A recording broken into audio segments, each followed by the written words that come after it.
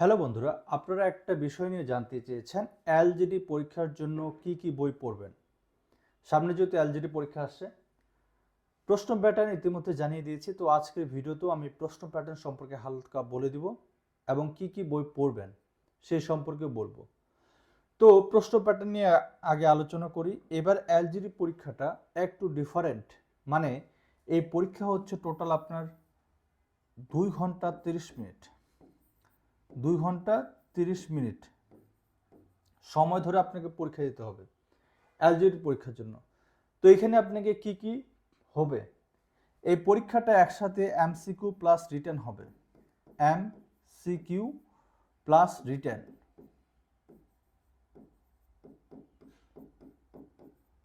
পরীক্ষাটা একটু বড় বড় হবে, মানে 2.5 ঘন্টা সময়, বুঝতেই পারছেন।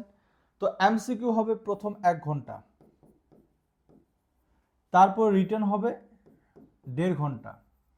তবে এইখানে যে বিষয়টা আপনাকে বুঝতে হবে যে আপনি যদি এমসিকিউ পরীক্ষার না টিকেন তাহলে রিটার্নের খাতা দেখবে না, কিন্তু পরীক্ষা নিবে আবার এক সময়। পরীক্ষা হবে সকাল 9টা থেকে সকাল 11টা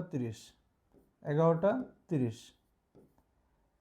মানে প্রায় আপনার 2.5 ঘন্টা পরীক্ষা। এই পরীক্ষা দুইটা সেকশনে ভাগ হচ্ছে, একটা এমসিকিউ একটা রিটেন। এমসিকিউতে কি কি থাকবে?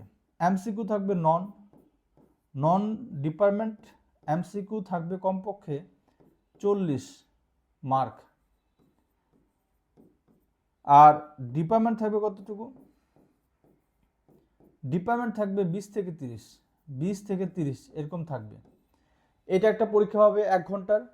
তারপরে রিটেন, যেটা 1.5 ঘন্টা পরীক্ষা হবে, এটা থাকবে ডিপার্টমেন্ট। ডিপার্টমেন্ট পুরো 10 থেকে 12টা অঙ্ক থাকবে, 10 থেকে 12টা প্রশ্ন থাকবে। আর নন ডিপার্টমেন্ট থাকবে আপনার 20 থেকে 30 মার্ক, 20 থেকে 30 মার্ক থাকবে নন ডিপার্টমেন্ট। ডিপার্টমেন্ট যেটা 10 থেকে 12টা থাকবে, এখানে 50 থেকে 60 মার্কের প্রশ্ন হবে। তো এই হচ্ছে আপনার মোটামুটি এলজিডির একটা প্রশ্ন প্যাটার্ন, এবার যেটা 2.5 ঘন্টার পরীক্ষা হচ্ছে। তো এই পরীক্ষার জন্য কি কি পড়বেন? অনেকের প্রশ্ন কিন্তু এই জায়গায় যে স্যার এবার যেহেতু প্রশ্ন প্যাটার্নটা চেঞ্জ হয়েছে কি কি পড়বো। এই পরীক্ষাটা এর আগে যে হয়েছিল 2018 সালে এলজিডিতে, সেই পরীক্ষায় আমি এমসিকিউ পরীক্ষা দিয়েছিলাম এবং তারপরে ভাইভাও দিয়েছিলাম। তো এইবার তারা সিস্টেম করছে এমসিকিউ তারপর রিটেন একসাথে পরীক্ষা হচ্ছে, কিন্তু আপনি যদি এমসিকিউতে পাসটা করেন তাহলে রিটেনের খাতা দেখবে না। ঠিক আছে, এটা মাথায় রাখবেন। তো এখন কি কি পড়বেন এটা হচ্ছে মেন কথা। যেহেতু এখানে এমসিকিউ রিটেন একসাথে হচ্ছে, তার মানে আপনাকে ডিপার্টমেন্ট নন ডিপার্টমেন্ট দুটোই পড়তে হবে। নন ডিপার্টমেন্ট এবং ডিপার্টমেন্ট কি কি পড়বেন, ডিপার্টমেন্ট কি কি পড়বেন আর নন ডিপার্টমেন্ট কি কি পড়বেন। নন ডিপার্টমেন্ট, ডিপার্টমেন্টের জন্য একটু পরে সাজেস্ট করে নন ডিপার্টমেন্ট বলি। নন ডিপার্টমেন্ট বাংলা, ইংরেজি, সাধারণ জ্ঞান এবং অঙ্ক। আর এলজিডি সম্পর্কিত আপনি কিছু ধারণা লাগবে। কি কি নন ডিপার্টমেন্ট লাগবে? Bangla, Bangla, English, English, GK এবং ম্যাথ। আর এলজিডি সম্পর্কে, এলজিডি সম্পর্কে প্রশ্ন আসবে। টোটাল 5টা পার্ট থেকে প্রশ্ন আসবে। এটা থেকে আসবে 3টা থেকে 4টা, বাংলা থেকে আসবে 7টা থেকে 8টা, ইংরেজি থেকে 7-8টা, এরকম করে সবগুলোতে মোটামুটি টাচ করবে।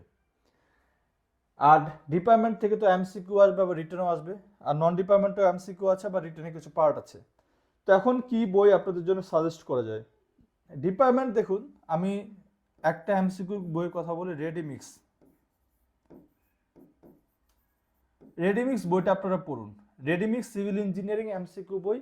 এটা বর্তমানে বাংলাদেশে সিভিল ডিপার্টমেন্টের এমসিকিউ বইয়ের জন্য সবচেয়ে বেশি এমসিকিউ আছে, ব্যাখ্যা সহ আছে, অতিরিক্ত তথ্য সহ আছে এবং সালের কোশ্চেনগুলো পিছনে আছে। তো রেডিমিক্স বইটা আমি আপনাদের সাজেস্ট করলাম ডিপার্টমেন্টের জন্য, এই বইটা পড়ুন। এটা থেকে ভালো বই বর্তমানে বাজারে পাবেন না, আপনি চাইলে একটু চেক করেও দেখতে পারেন বাজারে আর কি কি বই আছে। এর পাশাপাশি ডিপার্টমেন্ট রিটেনের জন্য তো অবশ্যই বই লাগবে, যেহেতু 10 থেকে 12টা প্রশ্ন হবে। এখন ডিপার্টমেন্ট রিটেনের জন্য আপনি বাজারে যে কোনো বই পড়তে পারেন, কারণ সবগুলো বই মূলত একই টাইপের। অনেকে বলতে পারে স্যার তাহলে এমসিকিউ বইটা কেন যে কোনো বই পড়তে পারবো না? কারণ এমসিকিউ বই, এই বই আর অন্যান্য বই হিউজ ডিফারেন্ট। আপনি যদি লাইব্রেরিতে যান, রেডিমিক্স বই আর একটা অন্য এমসিকিউ বই বের করবেন, দুইটার মধ্যে যে পার্থক্যটা এটা দেখলে বুঝতে পারবেন। কিন্তু আমার কাছে মনে হয় রিটেন বই সাধারণত একই ম্যাথ প্রায় সবগুলো বইয়ে দেওয়া আছে, একবারে ভিন্ন ক্যাটাগরি রিটেন বই বর্তমানে আমি দেখছি না। তাই আমি বলবো যে কোনো একটা বই পড়েন, তাহলেই হবে। এখন কথা হচ্ছে নন ডিপার্টমেন্টের জন্য কী কী পড়বেন। নন ডিপার্টমেন্টের জন্য এমন কিছু পড়তে হবে যেটাতে আপনাকে এমসিকিউ এবং রিটেন দুটোই একসাথে কাজ করবে। এমসিকিউ একবার রিটেন, এবং এটা শুধু এলজিডির জন্য এরকম না, এটা যেটা সাজেস্ট করবে যে কোনো চাকরি পরীক্ষার জন্য পড়তে পারবেন। এই রেডিমিক্স যে শুধু এলজিডির জন্য ডিপার্টমেন্টে পড়বেন এরকম না, ডিএম বা যে যে পরীক্ষাগুলো আছে সবগুলোর জন্য কাজে লাগবে। এখন আমি বলি ইংলিশ, এই বইটা কি পড়বেন, এটা হচ্ছে ইংলিশ ফর এক্সাম বই পড়বেন। ইংলিশ ফর এক্সাম, এই যে একটা বই আছে এই বইটা পড়বেন। কেন এই বইটা? কারণ এই বইটাতে উপসহকারী প্রকৌশলী লেভেলে কি কি প্রশ্ন হয়, এমসিকিউ, রিটেন, ভাইভা সব কিছু এটাতে ধারাবাহিকভাবে দেওয়া আছে। এছাড়াও বাজারে অন্যান্য বই আছে, অনেক বই আছে, কিন্তু সেগুলোতে কিন্তু উপসহকারী প্রকৌশলী রিলেটেড তৈরি করেনি বা এইটাকে ফোকাস করে তৈরি করেনি। আমরা ম্যাক্সিমাম সময় ইংরেজির জন্য বড় বড় রাইটারের বই পড়ি, যেগুলোতে দেখবেন প্রশ্ন দেওয়া আছে বিসিএসে কী আসছিলো, ব্যাংকে কী আসছিলো, প্রাইমারিতে কী আসছিলো। এখন আপনি পরীক্ষা দিবেন সহকারী অথবা উপসহকারী প্রকৌশলীতে, তো আপনার যদি এই টাইপের একটা বই পান যেটা যে ইংরেজি বইয়ে উপসহকারী প্রকৌশলীতে কী কী আসছিল সেগুলো দেওয়া আছে এবং টপিক ভিত্তিক সব কিছু দেওয়া আছে এমসিকিউ প্লাস রিটেনের জন্য, তো এটা আপনার জন্য ভালো হবে কি না একটু চিন্তা করুন। তো এটা পড়বেন। আর বাংলা, জিকে এবং ম্যাথ প্লাস এলজিডি এইগুলোর জন্য কোথায় কি করবেন, এটার জন্য আমি আপনাকে দেখে দিচ্ছি। আপনার কাছে যে বই আছে সেই বইটা পড়ুন, সমস্যা নেই, বাংলা, জিকে, ম্যাথ এগুলোর জন্য। তো তার পাশাপাশি আমি বলবো আমার ওয়েবসাইটে নন ডিপার্টমেন্টের যে ফাইলগুলো দেওয়া আছে এইটা একটু পড়বেন। নন ডিপার্টমেন্ট এখানে যা ক্লিক করে আপনি সরাসরি পেয়ে যাবেন এটা। তো কিভাবে আসবেন আপনি প্রথম থেকে দেখে দিই, আপনি এখানে ইঞ্জিনিয়ারিং ক্লাসরুম লিখবেন, গুগলে সার্চ করে লিখবেন ইঞ্জিনিয়ারিং ক্লাসরুম। ইঞ্জিনিয়ারিং ক্লাসরুম লিখলে ওয়েবসাইট চলে আসবে, ওয়েবসাইটে যাবেন, ওয়েবসাইটে গিয়ে প্রথমে যে ইন্টারফেস আসবে সেখানে নিচে দেখবেন যে এখানে কি লেখা আছে, এলজিডি প্লাস জুনিয়র স্টেটর নন ডিপার্টমেন্ট। এখানে মূলত সবগুলোর জন্য নন ডিপার্টমেন্ট এই ফাইলটা কাজে লাগাতে পারবেন। ফি হচ্ছে মাত্র 350 টাকা, এখানে পে করে সাথে সাথে আপনি অ্যাক্সেস পেয়ে যাবেন, আমাকে কোনো কিছু মেসেজও দেওয়া লাগবে না।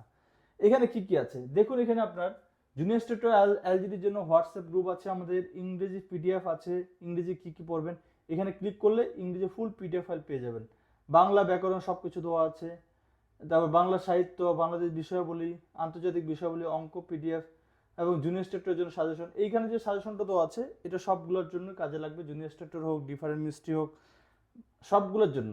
তাই আপনারা যারা নন ডিপার্টমেন্ট যে বইটা পড়েছে সেই বইটা পড়ুন এবং এইটাতে ভর্তি হয়ে যান। এইখানে যে সবগুলো পিডিএফ দেখলাম সবগুলো মিলে 80টা বিভিন্ন বিভিন্ন পিডিএফ একখানে করে দেওয়া আছে, তো আপনি এইগুলো পড়তে পারেন।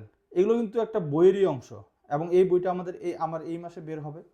তো আপনি এখানে জাস্ট ভর্তি হন, এখানে ক্লিক করে পে করলেই হয়ে যাবে, মাত্র 350 টাকা ফি আসবে, নিচে আসে পেমেন্ট করে দিবেন, পেমেন্ট করবেন এবং অ্যাক্সেস পেয়ে যাবেন।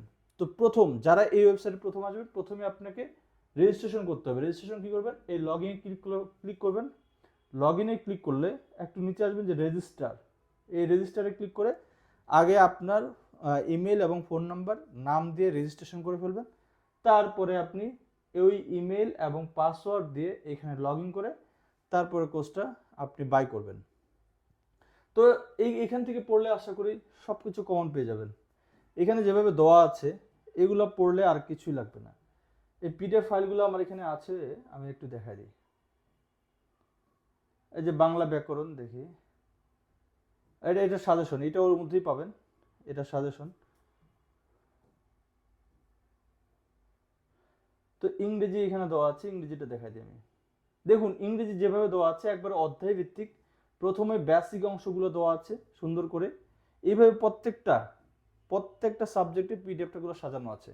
এবং এখানে দেখুন বিআরইবি এইতে 2022 সালে এই প্রশ্নটা আসছিল এবং পিজিসিপি এইতে 2023 সালে এই প্রশ্নটা আসছিল। তো আমি আমার বইগুলো যেভাবে সাজিয়েছি পুরা উপসহকারী প্রকৌশলী বা সহকারী প্রকৌশলী ইঞ্জিনিয়ারিং সেক্টরে যে প্রশ্নগুলো আসলো সেই প্রশ্নগুলোকে, এটা ইইডিতে এস্টিমেটর 2022 সালে আসছিল। তারপর নিচেটা দেখুন, নিচেটা ঢাকা ওয়াসা অ্যাসিস্ট্যান্ট ইঞ্জিনিয়ার 2021 সালে, এটা পিডিবিতে সাব অ্যাসিস্ট্যান্ট ইঞ্জিনিয়ার 2022 সালে। তো এইভাবে সবগুলোই কিন্তু সাজানো আছে। এটা প্রতিরক্ষা মন্ত্রণালয়ের উপসহকারী পরিচালক 2021 সালে আসছিল। তো এইভাবে সবগুলো কিন্তু খুব সুন্দর করে সাজা আছে। তাই আমি মনে করি আপনারা যারা উপসহকারী এবং সহকারী প্রকৌশলের জন্য প্রিপারেশন নিচ্ছেন, এইভাবে যদি পড়াশোনা করেন আশা করি আপনাদের কোনো প্রবলেম হবে না। এবং এটা যে শুধু একটা পরীক্ষার জন্য কাজে লাগবে এমন না, এটা আপনার চলমান সবগুলো সার্কুলারের জন্য এগুলো পড়তে পারেন, কারণ এগুলো টার্গেট করা হচ্ছে সহকারী এবং উপসহকারী, এটা টার্গেট করে কিন্তু এগুলো বানানো হয়েছে। তো সবাই ভালো থাকবেন, এটা ফলো করুন, আশা করি কমন পাবেন।